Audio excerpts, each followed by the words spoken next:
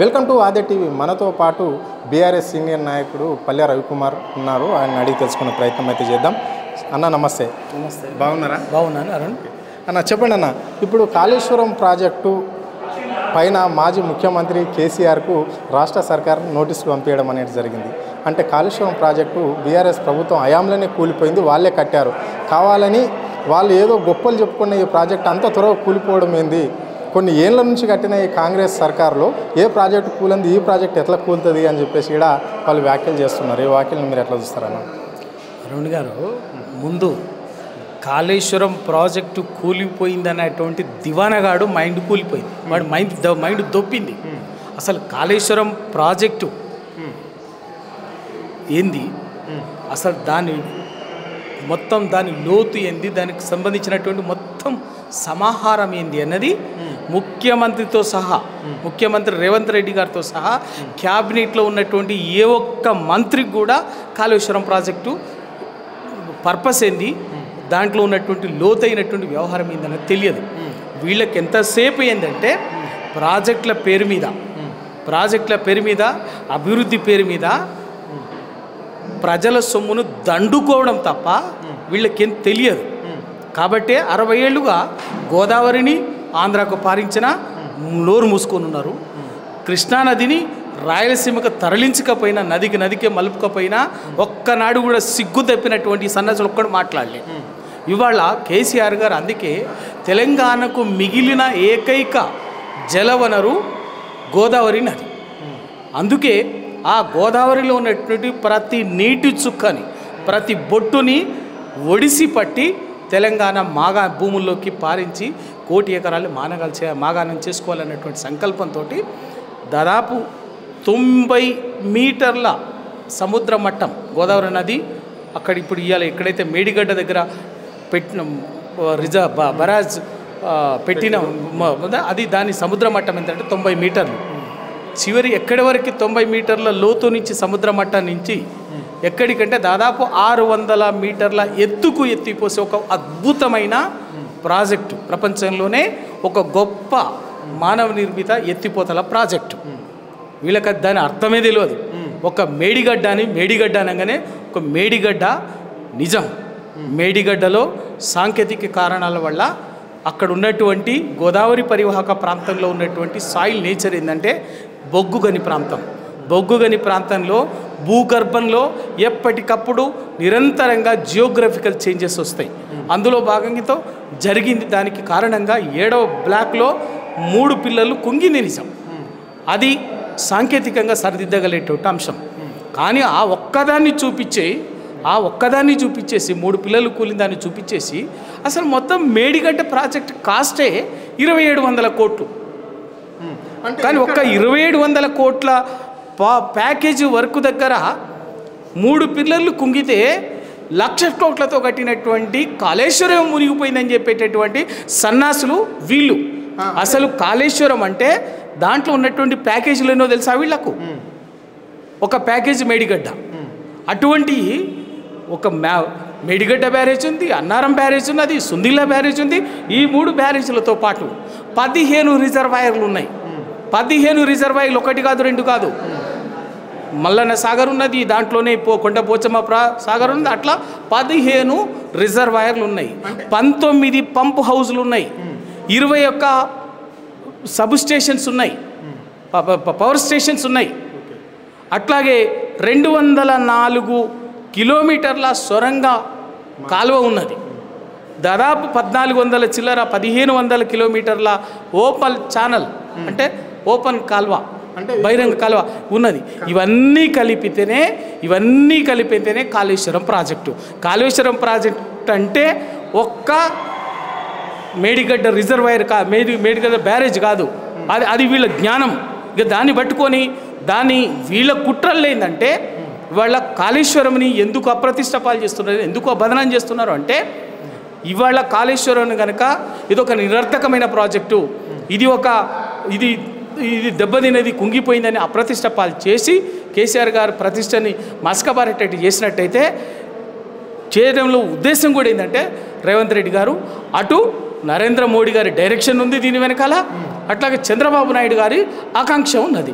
ఎందుకు అంటే గోదావరి జలాలని పోలవరం నుంచి బంకచర్ల లింకు ద్వారా 200 టీఎంసీల గోదావరి జలాలని పోతిరెడ్డిపాడుని, కృష్ణానదిని ఏ విధంగానైతే పోతిరెడ్డిపాడు ఆ రోజు వైఎస్ రాజశేఖర రెడ్డి పోతిరెడ్డిపాడు పొక్కబెట్టి నదిని మలుపుకుపోయిండో, తొలకపోతే ఆ రోజు వీళ్ళు హారతి పట్టిండో ఈ సన్యాసులే, ఇవాళ సేమ్ అదేవిధంగా ఇవాళ బనకచర్ల లింకు ద్వారా గోదావరిలో ఉన్నటువంటి 200 టీఎంసీలని వరద జలాల పేరు మీద గోదావరి నదిని ఆంధ్రకు రాయలసీమకు తరలించకపోయేటటువంటి దుర్మార్గమైన కుట్ర జరుగుతుంది.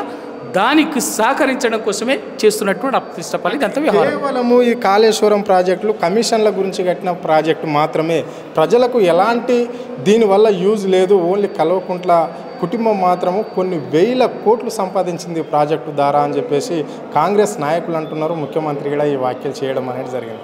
మరి ఇది ఎట్లా చూస్తారు మీరు? అంటే అక్కడ పంటలే పండుతలేవు, అక్కడ ప్రాజెక్ట్ అవసరం లేనిది కావాలని చేసిన ప్రాజెక్ట్ ఇది కఠినము అని చెప్పేసి వాళ్ళు బీఆర్ఎస్ నాయకులు కావచ్చు, బీఆర్ఎస్ పార్టీకి సంబంధించిన వాళ్ళు గొప్పలు చెప్పుకుంటారు. అంటే గతంలో కాంగ్రెస్ పార్టీ ఎన్నో ప్రాజెక్టులు కట్టించింది దేశంలోనే. మేము ఇంత ప్రచారం చేసుకున్నామా, అవసరం ఏముంది కాళేశ్వరం ప్రాజెక్టుని ఇంత ప్రచారం చేయవలసిన అవసరం ఏముంది అని చెప్పేసి కూడా కాంగ్రెస్ నాయకులు అంటున్నారు. దీన్ని ఎట్లా చూస్తారు? కాళేశ్వరం ప్రాజెక్టులో 1000 కోట్లు 1,00,000 కోట్లు తినారని చెప్పారు కదా. మనం 2 సంవత్సరాల నుంచి మాలాంటి వాళ్ళం మాట్లాడుతున్నాం. 2 సంవత్సరాలు అక్కడ ఖర్చు పెట్టిందే 94,000 కోట్లు. ఈరోజు వరకు ఖర్చు పెట్టిందే 94,000 కోట్లు. 1,00,000 కోట్లు ఎట్లా తింటారో బుద్ధి జ్ఞానం ఉన్నోడు ఎవడైనా మాట్లాడాలి. ఎవడైనా కానీ ముఖ్యమంత్రి కావచ్చు, మంత్రి కావచ్చు, వాళ్ళ వెనక తాళాలు కొట్టే సన్నాసి ఎవడైనా కావచ్చు, బుద్ధి జ్ఞానం ఉంటే 1,00,000 కోట్లు ఖర్చే కాకుండా 94,000 కోట్లే ఖర్చు అయితే 1,00,000 కోట్లు ఎట్లా తింటారు? బుద్ధి జ్ఞానం ఉన్నటువంటి వాడు అది దానికి సమాధానం చెప్పాలి. ఇంకా కూడా ఏంటంటే ఇంత పెద్ద మనుషులు శుద్ధపూస పోటలు మాట్లాడుతారు కదా. నిన్న కాక మొన్ననే నేను ఎక్కడో చూసినా స్వయంగా ముఖ్యమంత్రి రేవంత్ రెడ్డి గారికి పిల్లనిచ్చిన మామ పద్మనాభరెడ్డి గారు కూడా ఆ మాట చెప్పిండు. అరే కాళేశ్వరం ఒక గొప్ప ప్రాజెక్టు, మంచి ప్రాజెక్టు, ఇంత ఉన్నది, ఆడ అయిన ఖర్చే 1,00,000 కోట్లు కాలే, 1,00,000 కోట్లు ఎట్లా తింటారా ఓడే అని చెప్పినటువంటి వాడు ఉన్నాడు. ఇంకా బుద్ధి జ్ఞానం ఉండాలి, చంప చెల్లుమని చెప్పినటువంటి సమాధానమే కదా. అట్లాగే అంతకుముందు కూడా ఇదే నిండు పార్లమెంట్లో ఇవాళ మంత్రి, ఆ రోజు పిసిసి అధ్యక్షుడైనటువంటి పార్లమెంటు సభ్యుడిగా ఉన్నటువంటి ఉత్తమ్ కుమార్ రెడ్డి గారు పార్లమెంటులో ప్రశ్న వేస్తే ఆ ప్రశ్నకు సమాధానంగా అప్పటి కేంద్ర జలవనరుల శాఖ మంత్రి చెప్పిండు. ఏమని? కాళేశ్వరం ప్రాజెక్టులో ఎక్కడ కూడా అవినీతి లేదు, ఎక్కడ కూడా లేదు అని చెప్పేసి చాలా అద్భుతమైన ప్రాజెక్ట్ అని చెప్పేసి చెప్పిండు. ఇట్లా చెప్పుకుంటే పోతే అన్నీ మాట్లాడి కేవలం ఇవాళ రాజకీయ అవసరాల కోసం విష ప్రచారం చేయటం కోసము కాళేశ్వరం అనేటువంటి దాన్ని బదనాం చేసినట్టయితే, అప్రతిష్టపాలు చేసినట్టయితే, ఇందాక చెప్పినాను కదా నేను, ఏ విధంగా కేవలం ఏంటంటే నరేంద్ర మోడీ గారి ప్రభుత్వం ఎందుకు ప్రయత్నం చేసింది? గోదావరి కావేరి అనుసంధానం పేరు మీద తమిళనాడుకు గోదావరి జలాలని తీసుకుపోవడం కోసం. అక్కడ బీజేపీ పార్టీని తమిళనాడు ప్రజలు దేక్తలేరు కాబట్టి మేము గోదావరి కృష్ణ అనుసంధానం చేసి కావేరికి నీళ్లు తీసుకొచ్చి, గోదావరి నీళ్ళు తెచ్చి తమిళనాడుకి ఇస్తామని చెప్పేసి చెప్పారు. ఆ మాట ఇచ్చిరు. దానికోసం రాజకీయంగా ఎంట్రీ కావటం కోసము ఇవాళ గోదావరిని ఏదో రకంగా తీసుకుపోవాలని చూస్తే బాజాప్తా అడ్డుకున్నాం, దాన్ని నిలువరించగలిగినాం. గోదావరి కృష్ణానది, గోదావరి కావేరి అనుసంధానాన్ని తీసుకెళ్ళి ఇవాళ ఇండైరెక్ట్గా నరేంద్ర మోడీ గారు చంద్రబాబు నాయుడు రూపంలో ఇదే గోదావరిలో వరద జలాల పేరు మీద వరద జలాలని చెప్పి అక్కడికి బంకచర్ల నుంచి గోదావరి నుంచి 200 టీఎంసీల నీళ్ళు తీసుకుపోవటానికి కుట్ర చేస్తున్నాం. వాస్తవంగా కాళేశ్వరం గోదావరి నది మీద, గోదావరి నదిలో ఉన్న వాటర్లో 1468 టీఎంసీల నీటిని ట్రిబ్యునల్ ఉమ్మడి ఆంధ్రప్రదేశ్ కేటాయించింది. అందులో 969 టీఎంసీలని తెలంగాణకు కేటాయించింది, 517 టీఎంసీలని ఆంధ్రాకు కేటాయించింది, ఆంధ్రప్రదేశ్కు కేటాయించింది.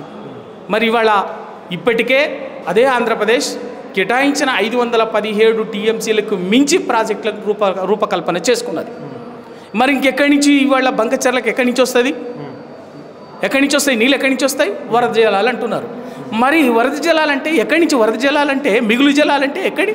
ఇవాళ తెలంగాణకు రావాల్సినటువంటి 960 టీఎంసీల నీటిలో ఇప్పటికి సగం నీటి వినియోగమే జరగాలి. సగం నీటి వినియోగమే జరగనప్పుడు ఆటోమేటిక్గా మిగులుగా కనిపిస్తుంది. ఇలా తెలంగాణకు సంబంధించినటువంటి అన్ని ప్రాజెక్టులు, అందుకే కేసీఆర్ గారు 2014 తెలంగాణ రాష్ట్రం ఏర్పడిన వెంటనే చేసినటువంటిది అంటే తెలంగాణకు హక్కుగా వచ్చినటువంటి గోదావరి 969 టీఎంసీల గోదావరి జలాలని సంపూర్ణంగా వినియోగించుకోవటం కోసము అక్కడి నుంచి సనాకా కోరాట నుంచి మేడిగడ్డ, కాళేశ్వరం కింద సీతమ్మ సాగరు, మా కొమరంభీం ప్రాజెక్టు, ఈ ప్రాజెక్టులన్నీ కూడా యుద్ధ ప్రాతిపదికన పూర్తి చేసేందుకు కార్యాచరణ రూపొందించింది. అందులో భాగంగానే కాళేశ్వరంని అంతకుముందు వీళ్ళేదో గొప్పగా చెప్తున్నటువంటి ప్రాణహిత చెవెళ్ళ ఉన్నది 2005 నుంచి మొదలుపెట్టి 2008లో శంకుస్థాపన చేసిండు. 2008లో శంకుస్థాపన చేసి 2014 దాకా కాంగ్రెసే కదా అధికారంలో ఉన్నది. మరి ఎందుకు పూర్తి చేయాలి 10 ఏళ్ళు? ఏ గాడిది పళ్ళుదో మీరు? ఏడ గడ్డి విక్కుంటా కూర్చున్నారు? ఈ మంత్రులే కదా. ఇవాళ ఇదే వెంకటరెడ్డి గారు రాజు క్యాబినెట్లో ఉన్నారు, ఇదే ఉత్తమ్ కుమార్ రెడ్డి గారు క్యాబినెట్లో ఉన్నారు, ఇదే శ్రీధర్ బాబు గారు క్యాబినెట్లో ఉన్నారు, ఇదే దామోదర్ రాజనరసింహ గారు డిప్యూటీ సీఎంగానే ఉన్నారు. మరి ఆ రోజు ఏ గాడిది పళ్ళుదోం కూడా కూర్చున్నారు మీరు? ఎందుకు ప్రాణహిత చెవళ్ళ పూర్తి చేయలే?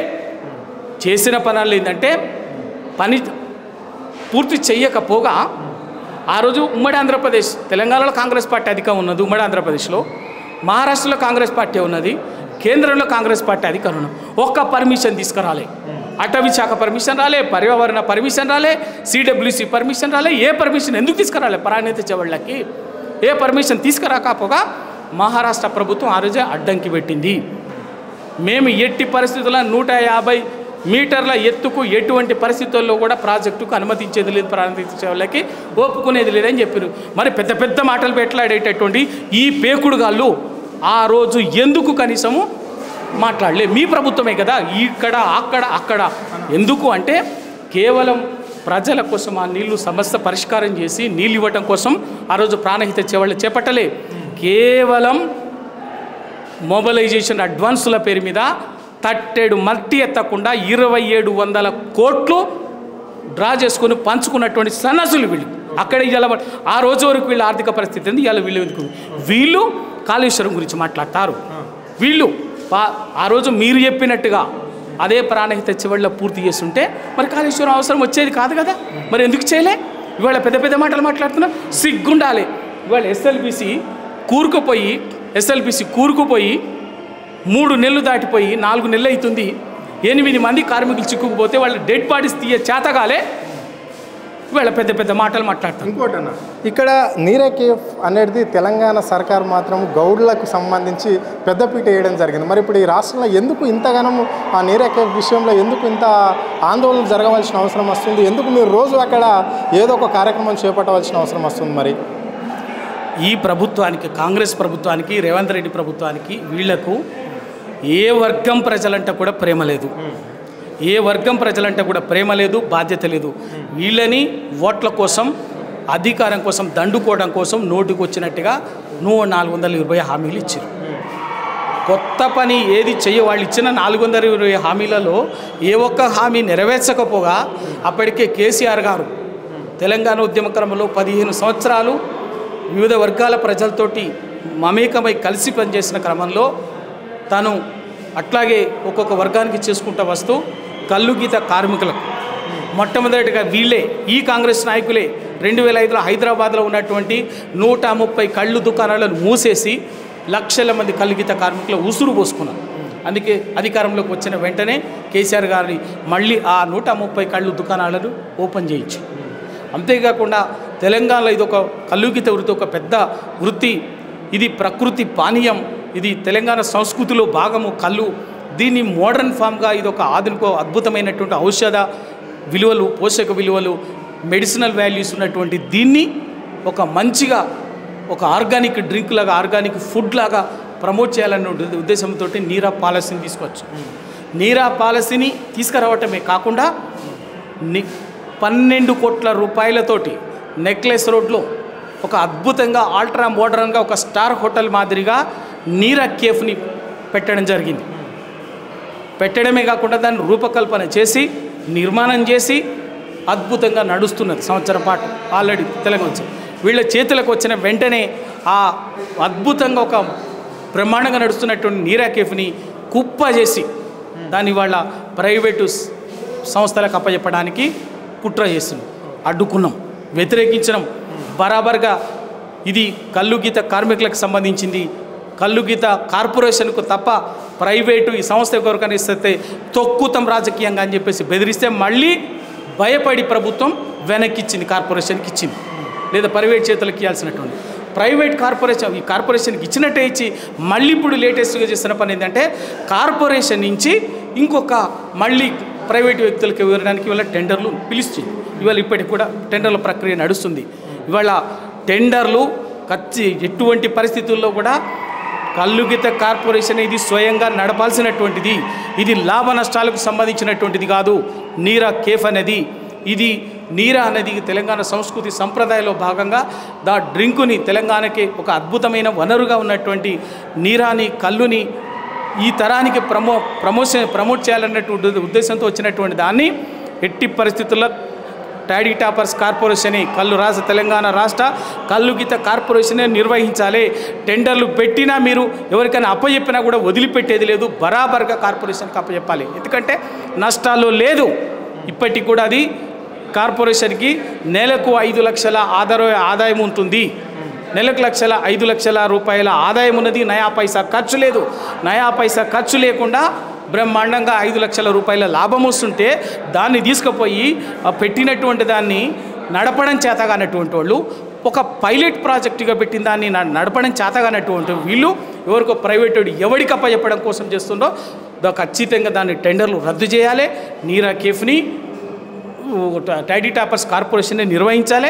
అదేవిధంగా నేను కార్పొరేషన్ చైర్మన్గా కేసీఆర్ గారి సహకారంతో, కేటీఆర్ గారి సహకారంతో, అప్పటి ఎక్సైజ్ మంత్రి శ్రీనివాస్ గౌడ్ గారి సహకారంతో తెలంగాణలోని ప్రతి జిల్లా కేంద్రంలో నీరా కేఫ్లు ఇది పైలట్ ప్రాజెక్టు, నెక్లెస్ రూట్లో ఉన్నది పైలట్ ప్రాజెక్టు. దీన్ని ప్రతి జిల్లా కేంద్రంలో ఏర్పాటు చేయాలని చెప్పేసి అప్పటికి కూడా బోర్డు మీటింగ్లో కూడా రూపకల్పన చేసినాం. ఫస్ట్ ఫేజ్లో వరంగల్, భువనగిరి, సిద్దిపేట, సిరిసిల్ల, కరీంనగర్లో 5 చోట్ల పెట్టాలి, వెంటనే ఎక్స్పెన్షన్ చేయాలని దానికోసం 30 కోట్ల రూపాయలు కూడా బడ్జెట్ కూడా శాంక్షన్ చేయించినాం. అనుకోకుండా ఎలక్షన్లు రావడము, ఆ తర్వాత పరిణామాలు ఇవ్వలేకపోయినాం. కాబట్టి మీరు ప్రతి జిల్లా కేంద్రంలో నీరా కేఫ్లని ఏర్పాటు చేయండి, విస్తరింపజేసి దాన్ని నీరా కేఫ్లని డెవలప్ చేయాలి. కానీ ఉన్నదాన్ని పైలట్ ప్రాజెక్టుగా పెట్టి వాళ్ళ గౌడ సంఘాలు, కల్లుగీత కార్మిక సంఘాలు ఈ వర్గానికి సంబంధించినటువంటి వాళ్ళు ఒక 40 సంవత్సరాలుగా 40-50 ఏళ్ళుగా కొట్లాడి పోరాటం చేసి సాధించుకుంటే వచ్చినటువంటిది నీరా పాలసీ. దాన్ని తీసుకుపోయి మీకు నడప చేతగాక, కొత్తటి విస్తరింపజేయడం చేతగాక జిల్లాలకి ఉన్నదాన్ని ప్రైవేటుకు అమ్ముకొని దండుకోవాలని చూస్తున్నారు. వదిలిపెట్టేది లేదు. ఈ విషయంలో మంత్రి పొన్నం ప్రభాకర్ గారు, ఎక్సైజ్ మంత్రి జూపల్లి కృష్ణారావు గారు దీన్ని వెంటనే ఆ టెండర్లను రద్దు చేసి కార్పొరేషన్ ద్వారానే నడపాలి, ఇంకా జిల్లాలకు విస్తరించాలి. అది చేయకుండా చేస్తే మీరు ఏం చేసినా వదిలిపెట్టేది బరాబర్ దాన్ని ప్రత్యక్ష అవసరమైతే ఎటువంటి పోరాటం అనేది చేస్తే దాన్ని కార్పొరేషన్ ఆధీనంలో ఉండేటట్టు చేస్తాం, వదిలిపెట్టేది లేదు. ఇది పరిస్థితి. అంటే కాళేశ్వరంలో ఎక్కడిక్కడ కమిషన్లతోని తీసుకున్న ప్రాజెక్టు కాదు అది. వాళ్ళు కాంగ్రెస్ హయాంలో మాత్రం చేవల్ల ప్రణాళిక ప్రాజెక్టులో మాత్రమే కమిషన్లు తీసుకున్న వీళ్ళు ఇప్పుడు మంత్రుల చలామణి అవుతున్నారు అని చెప్పేసి ఆయన స్పష్టంగా చెప్పడం అనేది జరిగింది. ఇంకో విషయానికి వస్తే గౌడ సంఘస్థులను, గౌడ కులస్తులను మనోభావాలను దెబ్బకొట్టే విధంగానే ఇక్కడ ఈ రాష్ట్ర సర్కార్ ముందుకు పోతుంది అని చెప్పేసి గత ప్రభుత్వంలోనే నీరా కేఫ్ని ఏర్పాటు చేస్తే ఇది మాత్రం కార్పొరేట్ శక్తుల కట్టబెట్టే ప్రయత్నం చేస్తుంది. అలాంటిది జరిగితే మాత్రం రాష్ట్రంలో ఊకునేది లేదు. ప్రతి పల్లె కాడ నీరా కేఫ్ ఉండాలి, ప్రతి గ్రామంలో ఉండాలి అని చెప్పేసి కూడా రవి డిమాండ్ చేయడం అనేది అయితే జరిగింది. కెమెరా పర్సన్ రవితో అరుణ్, ఆద్య టీవీ, హైదరాబాద్.